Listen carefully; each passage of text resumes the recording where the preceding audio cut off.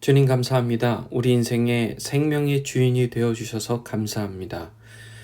주님이 있으셨기에, 우리 삶에 예수 그리스도가 있으셨기에 생명의 질서, 인간이 살아가야 할 생명의 질서를 우리가 경험하며 기쁨으로 누리며 사랑하고 또 기쁨과 화평이 넘치는 그런 인생을 살게 된 줄 믿습니다.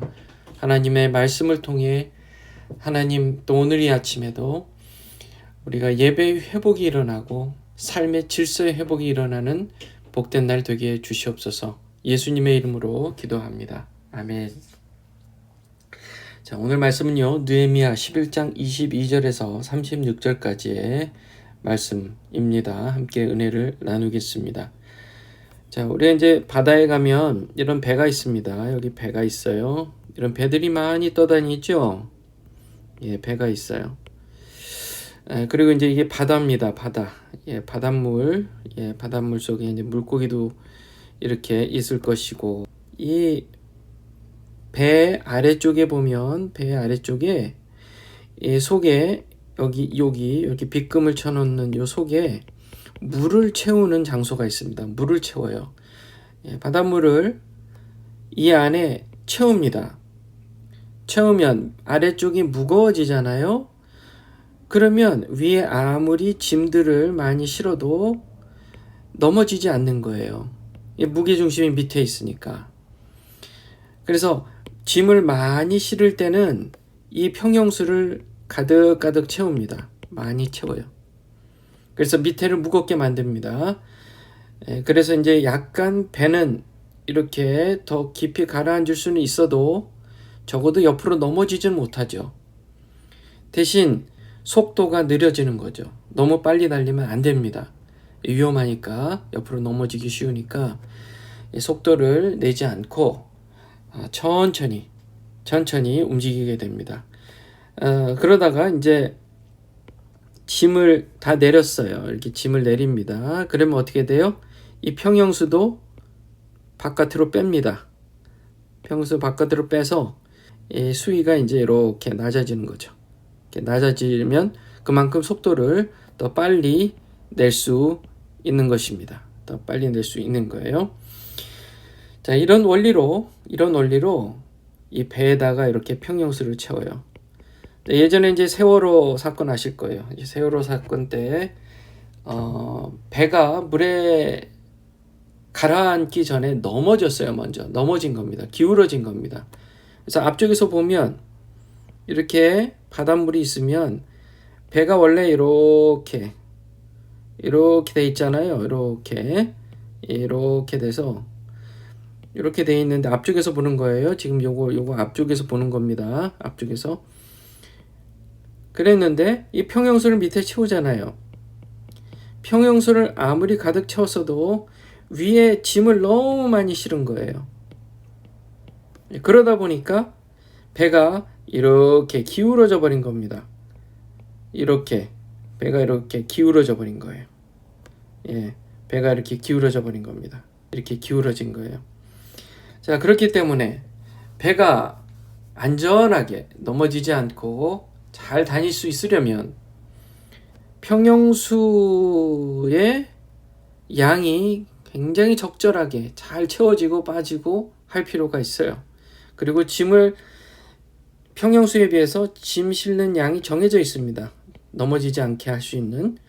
그래서 그 짐을 너무 많이 실어가지고 이 세월호 때 이 안에 짐을 너무 많이 실었는데 평형수는 거기에 비해서 상대적으로 너무 적었던 거예요.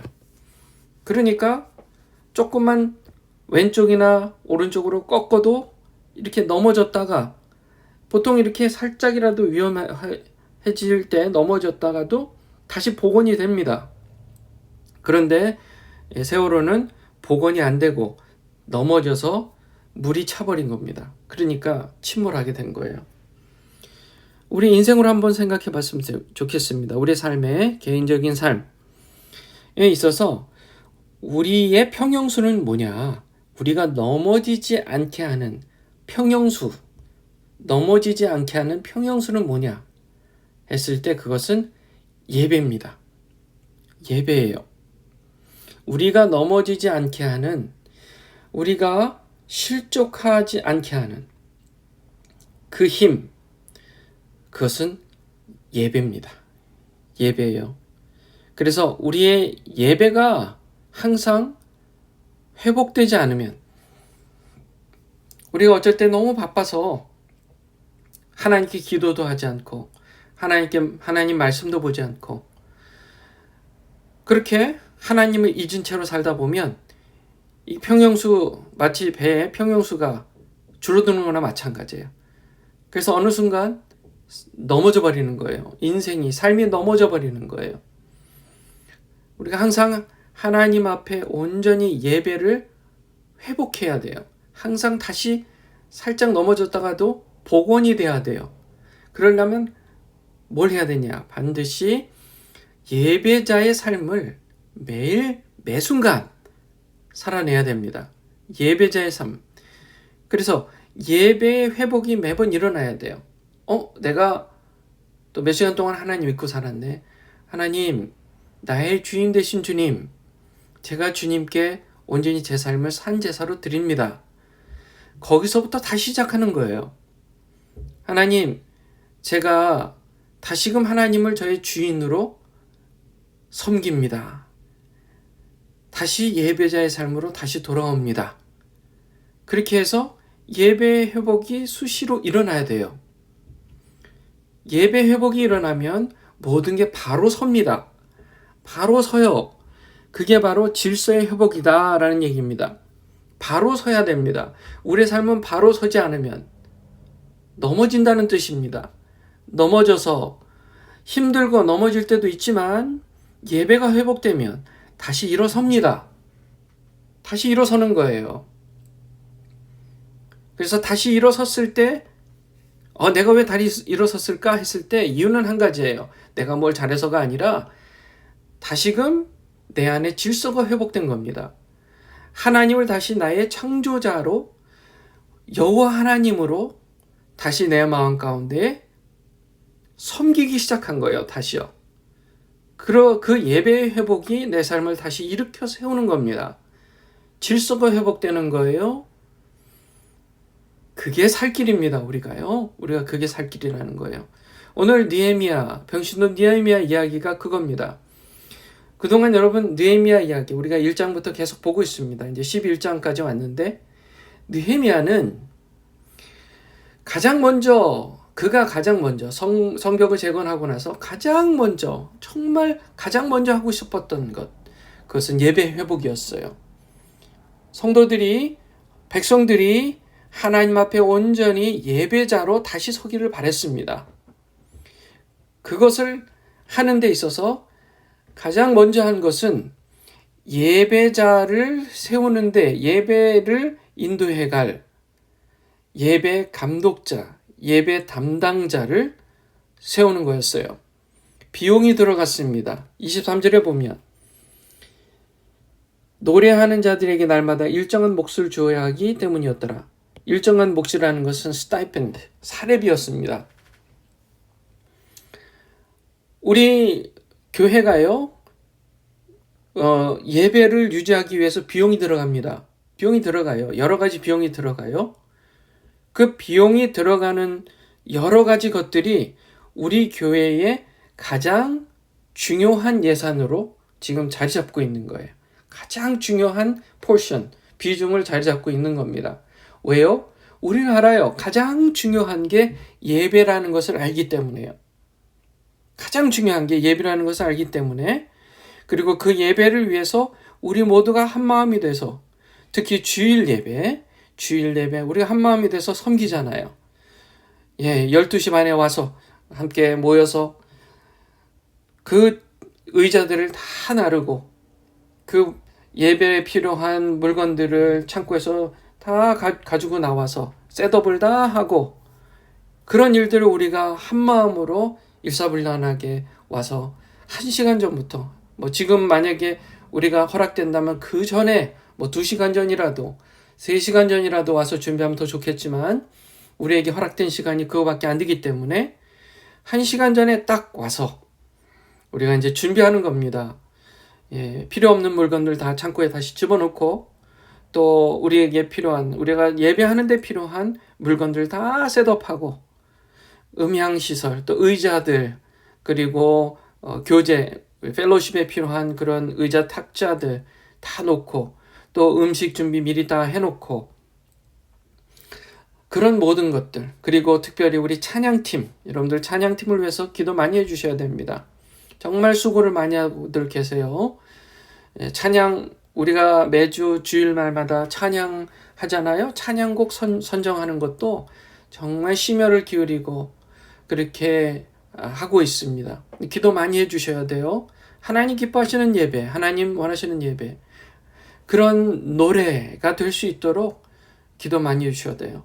그렇게 해서 우리 찬양팀이 또 와서 준비하고 찬양팀 리허설도 하고 음향 다 테스트하고 그래서 우리가 시간이 돼서 하나님 앞에 예배를 하는 겁니다. 예배할 때는 진짜 그 시간만큼은 하나님 앞에 온전히 포커스를 맞추는 거예요. 다른 거 생각하지 않습니다. 하나님 앞에 포커스를 맞추는 거예요. 하나님 앞에. 하나님을 생각하는 겁니다. 하나님만을 생각하는 거예요. 물론 중간중간에 인간적인 생각이 들 때도 있어요.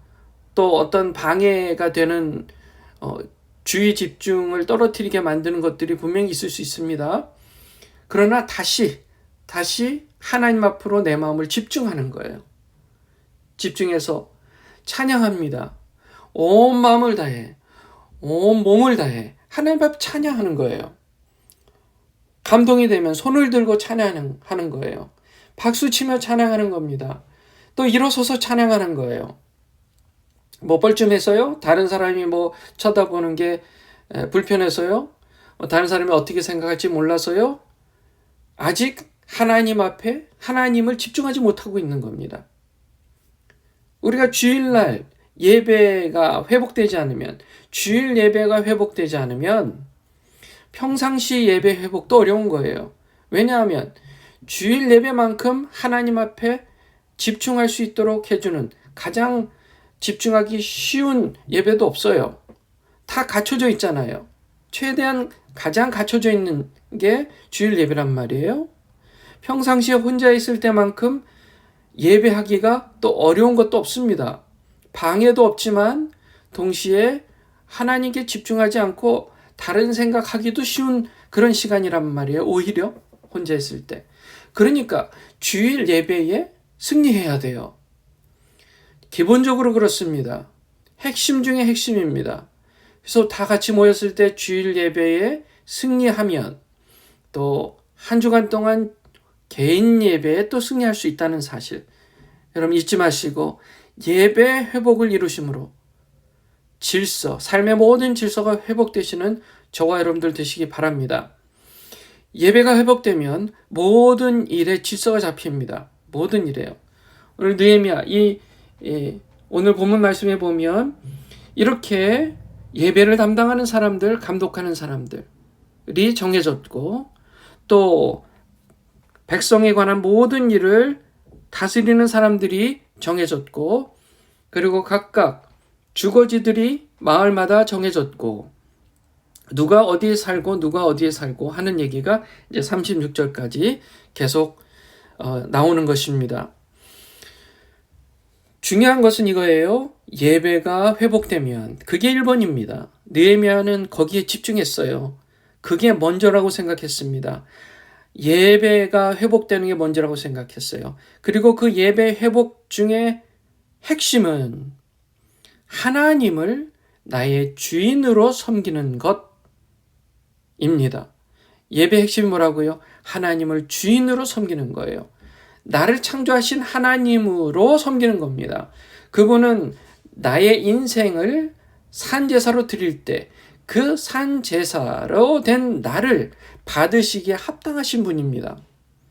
왜냐하면 하나님은 나를 만드신 분이고 그리고 나를 구원하신 예수 그리스도께서 내 생명의 구원의 주이시기 때문입니다.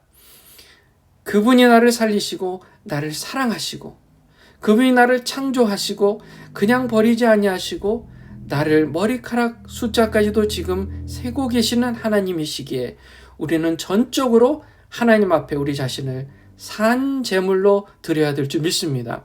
그게 예배 회복의 핵심입니다. 개인 예배가 회복돼요. 공동체 예배가 회복돼요. 그러면 생명의 질서가 잡히게 되어 있습니다.